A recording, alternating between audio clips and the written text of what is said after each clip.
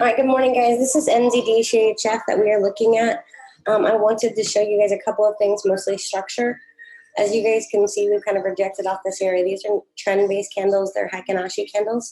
They kind of work similar to Japanese candlesticks, but obviously they have a different mathematical kind of formula. So they're great for trending markets. Alexa, volume 2. Anyways, what we're looking at is we have a beautiful crossover in terms of my favorite ADX. Momentum is still high, so our buyers are in control. It's coming above the 25. Let me turn off all these ding-dong sounds. Okay, and this is just super basic. This isn't the exact chart that I would necessarily trade from, but it's still a really good, kind of gives you a good picture of what we're looking at. So something more along the lines of this is what I would be using. And granted, this is the 4-hour chart. We've officially broken above with momentum, the average daily high.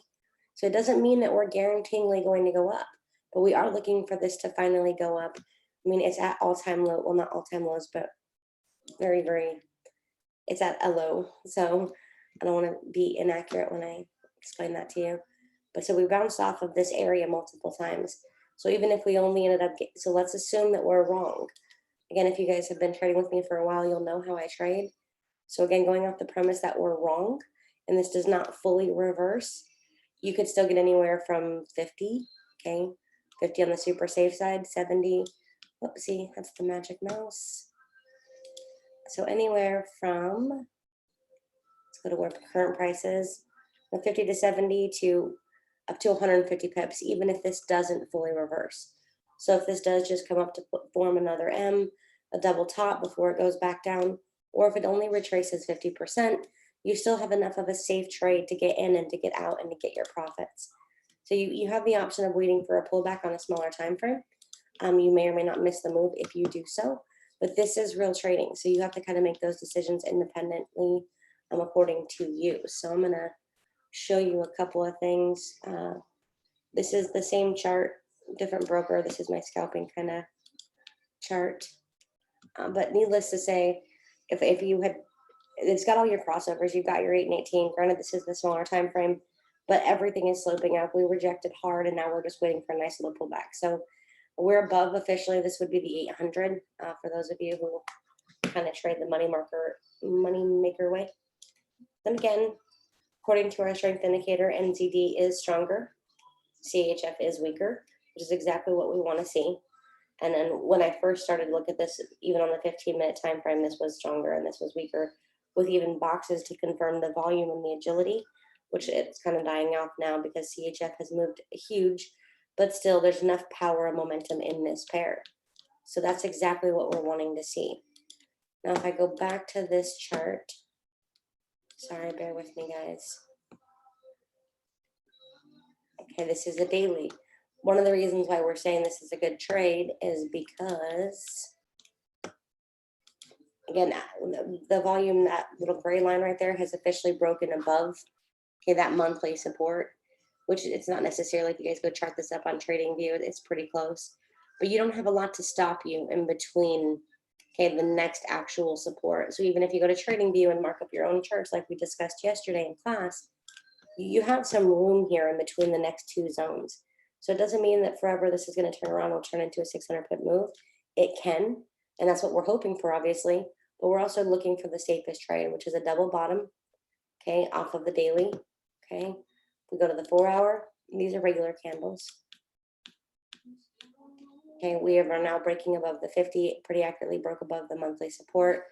ADX is lining up, and now we'll go to our super overcomplicated charts. But this is just for, so this is CHF, NZDCHF currently. I know I need to get that watermark on here, but it's not loading. I don't know why. I'm on either of my AFX brokers. It's not loading at all. So this is NZDCHF that we are continuing to look at. And we kind of came up, we're not quite above the 0 line on the 4. Obviously, we are on the 1 hour. And because this is an NFP week, we're not looking to stay in these markets super long term. We're looking to be conservative with our decisions in all costs. That's the whole point of the game here. So, and even if you took an entry here up to the next support, you still have a good amount of room to get a safe amount of pips. So odds are it's going to pull back.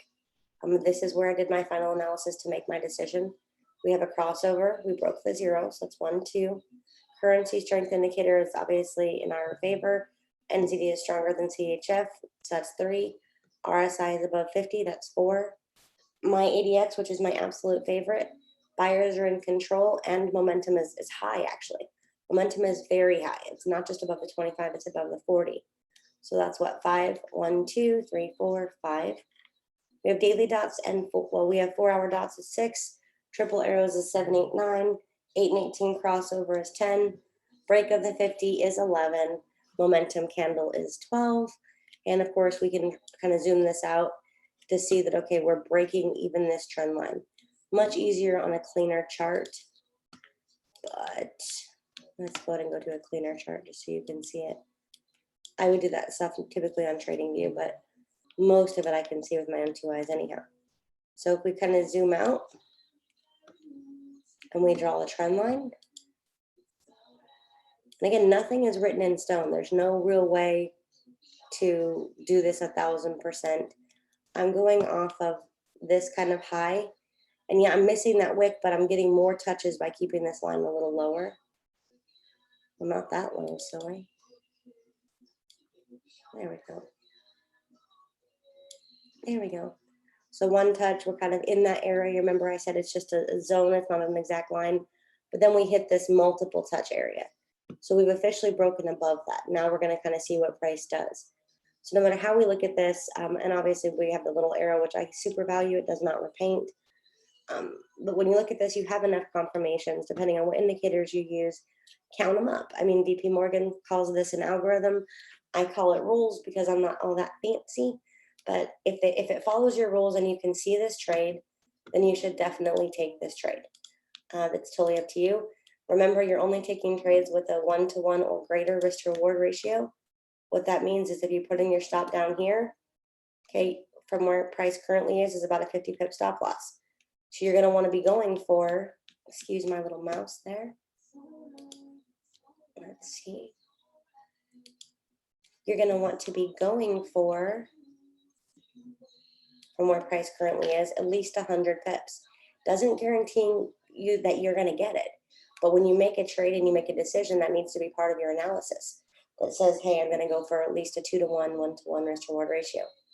So we shall kind of see how this plays out and what happens next. That's a nice kind of little channel it's forming. We are breaking above that, so we'll kind of see what happens. But this is just what I'm seeing on the chart. I'm seeing this to kind of probably bounce around in this area, pull back, and break through. So even if this does not reverse trend, I see it coming, in and around this area. I'm price stalled out quite a bit. Well, not a lot, but enough in that area when you go and mark up your charts. So anywhere in this zone, which makes it a pretty safe trade to get your pips out of and get in and out. So remember, once you're 10 pips in profit, you're always moving your stop loss into profit. I know some of these brokers have very high spreads. Sometimes you get knocked out. Those are personal choices. So you have to decide if you're going to take the late entry, bigger stop, or wait for a pullback. to get a tighter stop, you have to decide when you're going to protect your profit. But if you're going to be trading high risk, you always protect your profit, and you'll get knocked out sometimes, but that's okay. No biggie, because you're just on to the next trade, but at least you closed in profit. If you were up 40 pips and then it hit your stop loss, that is lack of ability to manage your trades, poor money management, and just that's on you. So make sure that that's not happening with any signals that are being called, whether it's mine, Pat's, or anybody else's. So I'm going to check the YouTube, see if there's any questions. Oh, look at that. There's no, I don't even know. Oh, 21 people are watching. Cool. Well, either way, that's kind of what we're looking at right now. So if you have any questions, comments, concerns, message me on Telegram. I am also still looking at gbpcad. It's not quite confirmed yet. It's not nearly as confirmed as I want it to be. But again, we're kind of going off the premise of structure. So when this one is a little bit more confirmed, okay, we can discuss it and see what we want to do from there. We've got a flat railroad bottom here. We're just waiting for some more confirmation to say this is a go. Because based off of structure, this should really bounce up, retest, and then make a huge move up. So that's what I'm looking for on that pair. I hope you guys have a fantastic, happy Wednesday, and I will talk to you soon.